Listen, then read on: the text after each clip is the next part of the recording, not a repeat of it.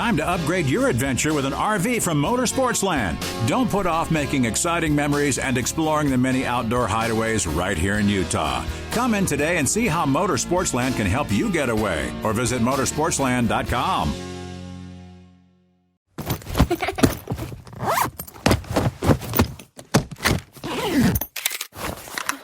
You're not really ready until you're safe.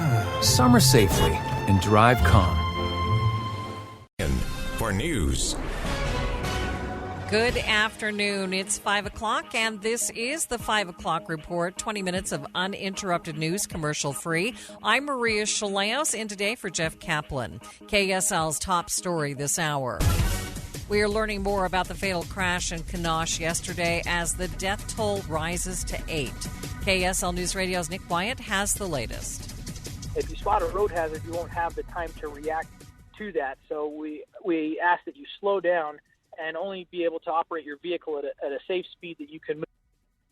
The Utah Highway Patrol says of the 8 people killed on I-15 between Meadow and Kanosh, half were adults, the other half kids under the age of 15. The UHP says 22 cars were involved in this pileup around 4:30 yesterday, which they believe was caused by low visibility as a dust storm blew across the road. 5 of the 8 who died were in one car. 2 were in another car, and 1 person was in a third car. No names have yet been officially released. Nick Wyatt, KSL News Radio.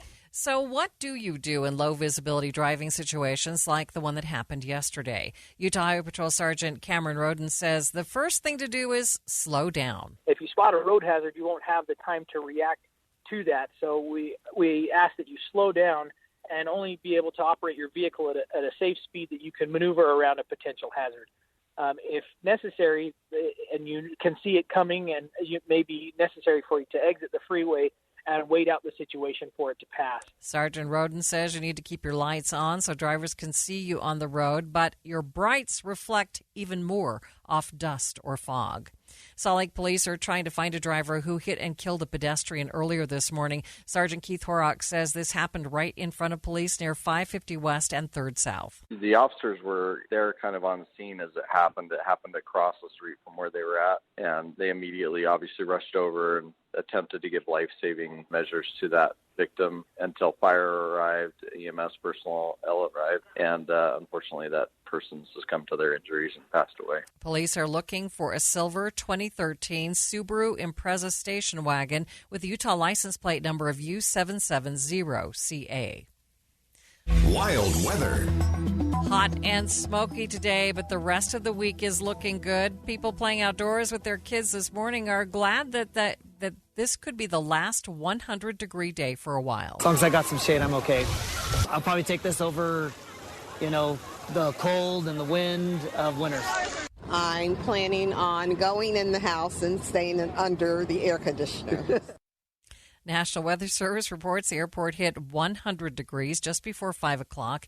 It's the 18th time the state has reached 100 degrees or more this year. Now, the thunderstorm systems will start to move in tomorrow, and they bring 10 days of possible monsoons with them. Just as Utah is cooling down a bit, at least 30 million people will likely see temperatures at or over 100 degrees by the end of the week. Temperatures were especially heightened today across Idaho and portions of Montana. Excessive heat warnings have been in effect. Now, the heat is bad news for the West and its wildfires. There are more than 80 large blazes currently burning across the West. The monsoonal moisture isn't a new story in southern Utah, but the National Weather Service has again issued a slew of flash flood warnings and watches for the southern end of the state. There is a flash flood warning for Minersville in Beaver County, with the National Weather Service estimating up to 2.5 inches has fallen in the Beaver River. Cedar City is seeing lots of flooding as well. Photos show the Walmart parking lot has turned into a knee-deep lake. KSL's top national stories this hour. The Department of Veterans Affairs is now the first federal agency to require COVID vaccinations. ABC's Karen Travers begins our team coverage. The Department of Veterans Affairs will require COVID-19 vaccinations for all of its healthcare personnel who work in or visit VA facilities or provide direct care to those the VA serves. This is the first federal agency to mandate some of its employees get vaccinated. President Biden in the Oval Office Monday. Veteran Affairs is going to, in fact, require that all docs working in facilities are going to have to be vaccinated. VA Secretary Dennis McDonough said in a statement this will be mandated because, quote, it's the best way to keep veterans safe. Karen Travers, ABC News, the White House. California will also require vaccinations for some workers. ABC's Alex Stone continues our team coverage from Los Angeles. In announcing that California state workers and healthcare employees will have to show they've been vaccinated or face frequent COVID testing and mask rules, Governor Gavin Newsom called out Tucker Carlson, Ron Johnson, Marjorie Taylor Greene, and what he called the right-wing echo chamber for perpetuating misinformation about the vaccine, leading to people getting sick and dying. And to listen to these pundits that are profiteering off misinformation, intentionally misinforming. Alex Stone, ABC News, Los Angeles. Back to the East Coast, where New York City will require vaccination or a weekly COVID test. Mayor Bill de Blasio announced the mandate, citing the danger and deadly nature of the rapidly spreading Delta variant. This will apply to about 340,000 city workers, including teachers and police officers. If employees refuse to comply, they will be put on leave with no pay. And Ricky Meese, tell us about the trouble spots. We continue to have delays on the 201 going westbound from 5600 west out to where we have the closure at 7200 west. Westbound I-80 also taking a hit this afternoon with overflow delays as you're approaching and passing the Great Salt Lake. Ricky Meese in the KSL Traffic Center. And the 5 o'clock report is brought to you by Any Hour Services, electrical, plumbing, heating, and air, anyhourservices.com. KSL News Time 5:06. The United States is racking up the gold, silver, and bronze at the Summer Olympics in Tokyo, 3 days into the medals competition. ABC's Jim Ryan says some attitudes in the Japanese capital may be changing. In the overall medal standing, China is in the lead, followed by the U.S. and then Japan. And while many in this country opposed holding the games at all, a lot of Japanese got medals. So I'm so happy. Still, rising COVID numbers outside the Olympic bubble have many in this city concerned that this could be a super spreader. Japan's in like a huge state of emergency, but they're also hosting the Olympics. It doesn't seem like it makes any sense. The capital has seen a 141% increase in COVID cases in the past week. Jim Ryan, ABC News, Tokyo. History was made at the Olympics today. Florida native Anastasia Zolotovich became the first American woman to take the gold in Taekwondo. I want to be an inspiration for young girls and young athletes, just everything I've wanted and worked so hard for, and kind of it's like a legacy I'm leaving behind. History was also made by the Philippines this afternoon. The country won its first gold medal ever, and the country has been sending athletes since 1924. That is 100 years of waiting for an Olympic medal. Weightlifter Hidilyn Diaz was the history maker. She won gold and set an Olympic record.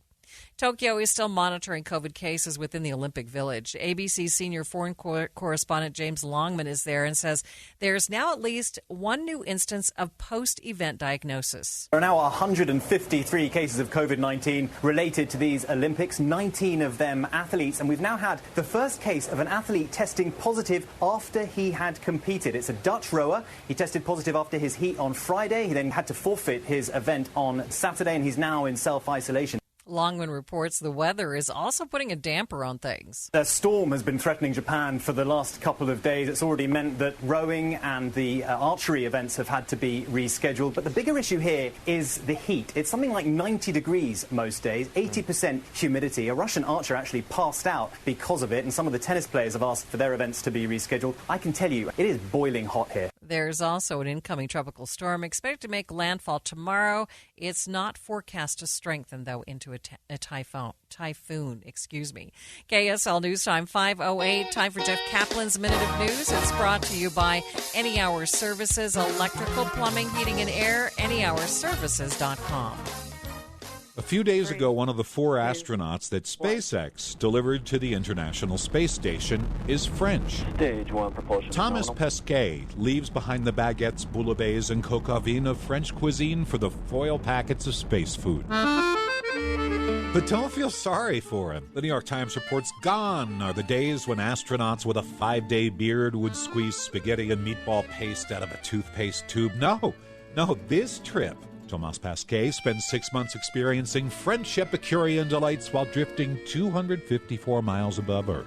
And he's brought enough French food to share with his crewmates on special occasions. Like birthdays. The crew will enjoy dishes like lobster thermidor, boeuf bourguignon, created by food scientists consulting with famous French chefs in New York and Paris. Quite the challenge. The meals in space are drained of water to save weight. Foods that crumble are banned because, the crumbs would fly all over the place. And the flavors have to survive sterilization at 285 degrees, and then the meal is sealed in a tin. The astronauts have to add back the water, and bon appetit. One food scientist asks, imagine if they did all that stuff to your spaghetti dinner. Dehydration, sterilization, re-adding the water. How do you think it would taste? Well, miraculously, the answer on the space station is pretty good. But the Times points out dessert is another story. In 60 years of spaceflight, no astronaut has ever eaten ice cream in space. Never been done. Jeff Kaplan's Minute of News, only on KSL News Radio.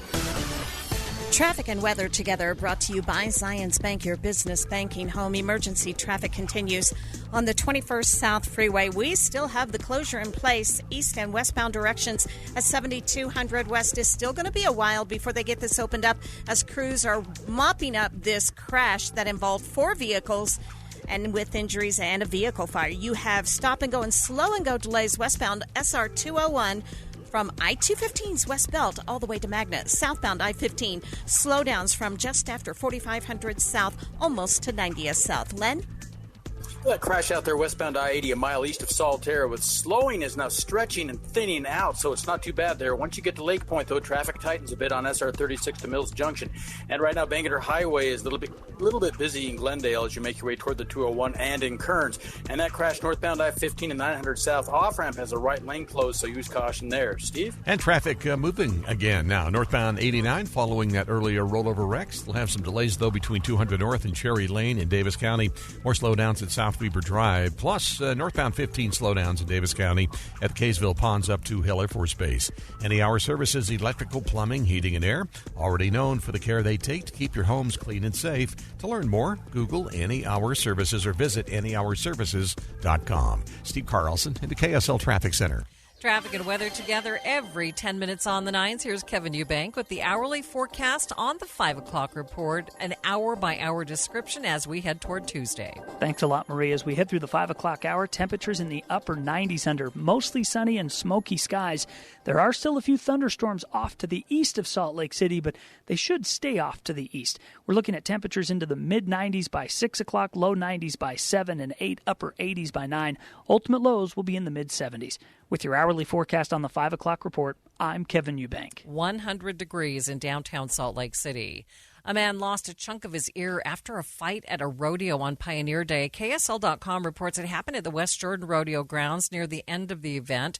West Jordan police say one man was dancing, another man took offense to it, so that man tackled the dancing man, and the two fought. Now, the 31-year-old dancing man bit the attacker's ear. When police found him, he was still carrying the piece of the severed ear, and had it wrapped in a bandana. He was arrested and booked into the Salt Lake County Jail for investigation of mayhem.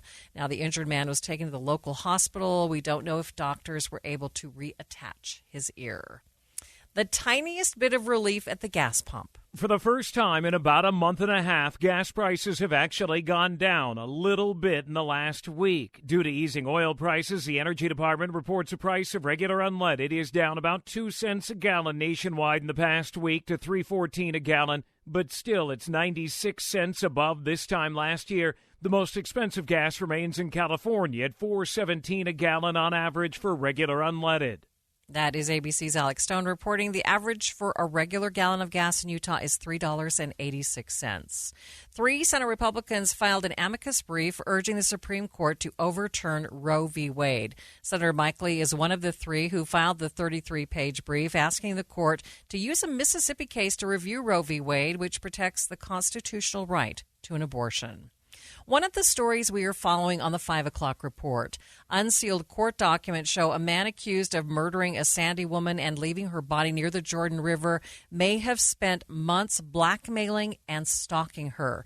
KSL News Radio's Kara Hoffelmeyer is following this update and on Masako Kenley's death. Kara? Maria, a search warrant is revealing some new details in this case this afternoon. KSL.com reports the new document shows Sandy police learned William O'Reilly and Kenley had been having an affair for the past 16 years, but they were unsure about the scope of their relationship. But what they did know is that O'Reilly had installed a GPS tracker on Kenley's car without her knowledge about 2 months before her death. Police report a friend says O'Reilly was forcing Kenley to have sex with him by blackmailing her and saying he would tell her husband. Police are still investigating their relationship. Police found Kenley's body, as you said, near the Jordan River, and an autopsy later determined she had been shot twice and stabbed 4 times. O'Reilly will be back in court in little over a month. Maria. All right. Thank you, Kara. Trending right now, she gained fame for her video of shredding in a fairy wings and dress. Now she's one of the youngest athletes to win an Olympic medal. 13-year-old Raisa Leal won a silver medal after competing in the first women's street skateboarding event in Tokyo this weekend. KSL News Time 5:15. The 3 things you need to know this hour. First, 4 adults and 4 children account for the 8 deaths in a major pileup on I-15 in Millard County. The Utah Highway Patrol says yesterday's 22-car crash was likely caused by heavy wind blowing dust over the road and impairing visibility. On KSL News Radio's Nick Wyatt. Second, a significant weather advisory in place for Beaver and Millard County until 5:45 tonight. Penny-size hail and wind gusts to 50 miles per hour are possible in addition to heavy rain.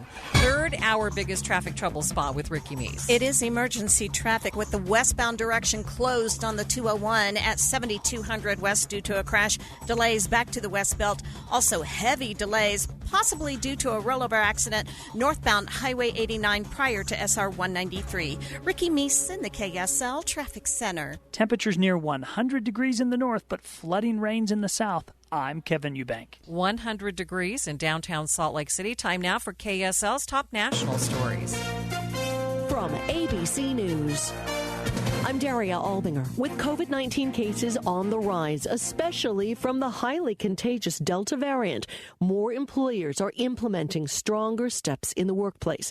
New York City Mayor Bill de Blasio says all city workers will soon be required to get vaccinated or undergo weekly tests. The purely voluntary phase is ending. It's now time to add additional tools. The Department of Veterans Affairs today became the first federal agency to require healthcare workers to get the shot. And in one California city, you'll need more than an ID to get into a bar because of the surge. At hundreds of bars in and around San Francisco, proof of vaccination or a negative COVID test within 72 hours will be required to go inside. The San Francisco Bar Owners Alliance says members are making the move to protect workers, customers, and families as COVID cases rise in California, mainly among the unvaccinated. The new vaccine passport rules begin at bars on Thursday. Alex Stone, ABC News. President Biden confirming during a meeting with Iraq's prime minister today that the U.S. military mission in Iraq will have fully transitioned from one of combat to one of training and assistance to Iraqi forces by the end of the year. There will be some sort of force protection and some sort of counterterrorism units acting in Iraq or protecting those troops in some way. We heard Jen Psaki, the White House spokesperson, ask about how many troops will be in Iraq at the end of the year, and she did not answer that question, but I think the answer is probably the same amount that are there now. ABC's chief global affairs correspondent Martha Raddatz. A House Select Committee charged with looking into the January 6th attack on the Capitol will convene tomorrow. Former California Senator Barbara Boxer tweeting that she suffered minor injuries when someone tried to steal her cell phone. Stocks rose today. The Dow and the Nasdaq closed at all-time highs. You're listening to ABC News. Time now for the KSL In-Depth. U.S. athletes have won 14 medals in the first days of the Olympics. KSL TV's Alex Cabrera is in Tokyo covering the events. And good morning to you, Alex. Good morning, Maria. How are you all doing today in Salt Lake City? Quite a time difference, right? Yeah, we're 15 hours ahead. It's 8:30 in the morning here now, Tuesday, and the weather, Maria, has changed. It's raining today. That little edge of that typhoon kind of came through. We didn't get the brunt of it, thank goodness, but it has pushed back some of the events today. However, the BMX women's cross-country mountain bike race is happening at midnight Utah time, but Park City's Haley Batten is going to be competing in that one. We just did a story with her on KSL television. Normally kids in Park City, they ski and snowboard. Her parents bought her a bicycle. She started mountain biking, and something clicked. She absolutely fell in love with it, and she's one of the best in the world right now. All right. Tell us about some of our other Utah Olympians. How are they doing? You know, we're hanging in there. Michaela Skinner, the gymnast from the University of Utah, absolutely heartbreaking. She had an amazing event, but with that rule where you can only have 2 athletes per country that move ahead, she wasn't able to move ahead, unfortunately. But we did do a chat with her last night, an interview. My colleague Shara Park sat down with her for a one-on-one, and she's going to have that in KSL's morning show tomorrow. She's just one of the best, and she's a great human being, too. So friendly, generous with her time, and just a genuine person.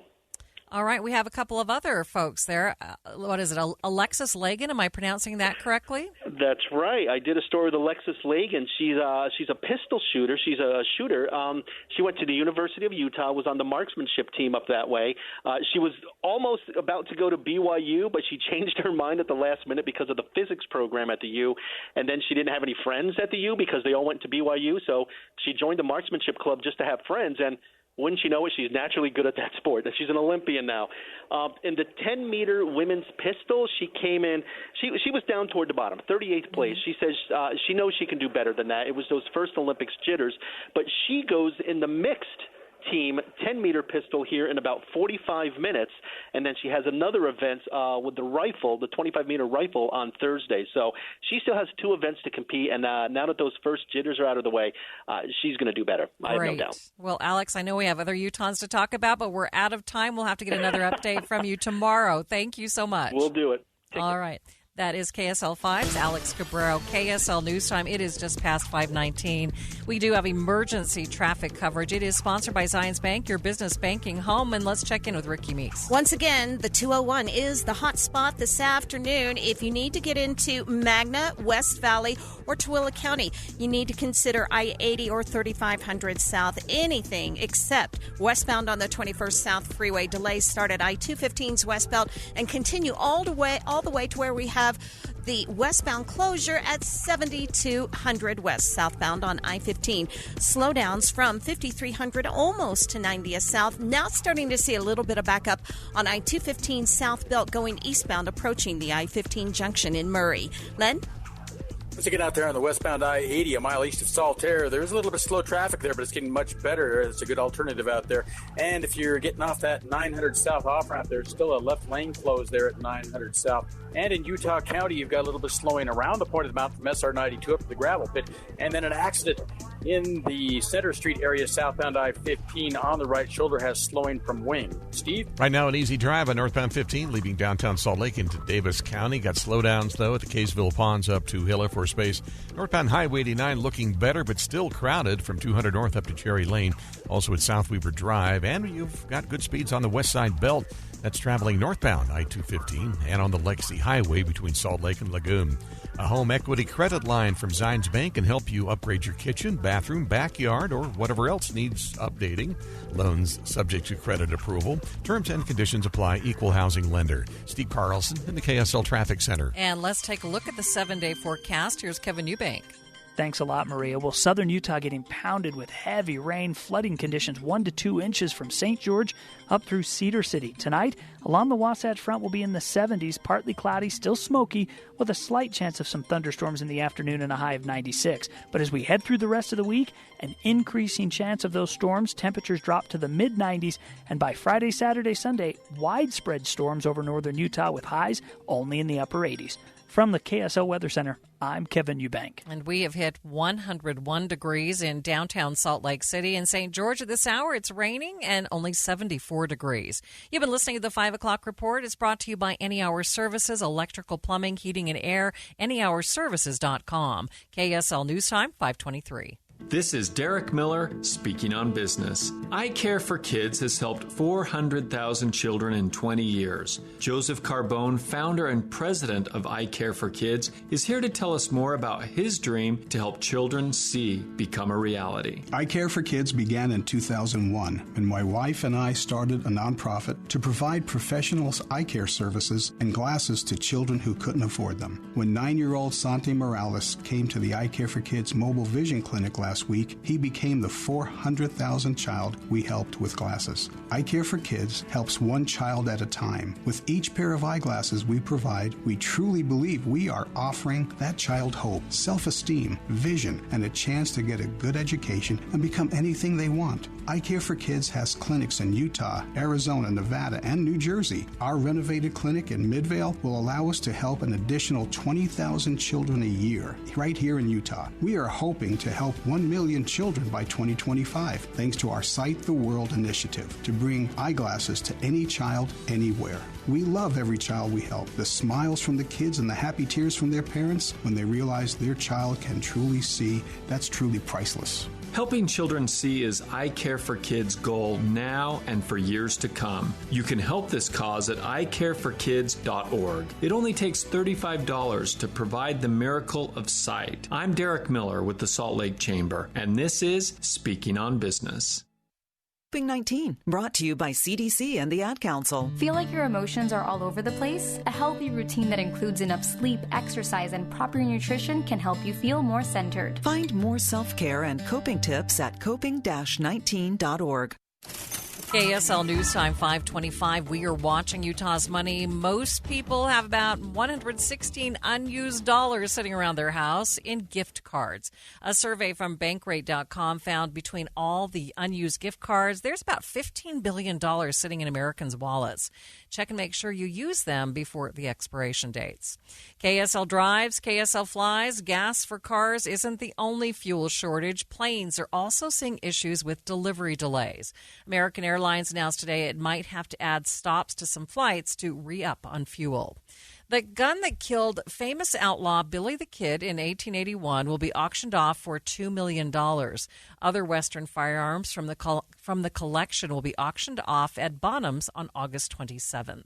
On Wall Street today, the Dow was up 82 points, ending the day at 35,144. S&P was up by 10, and the NASDAQ up by 3 points.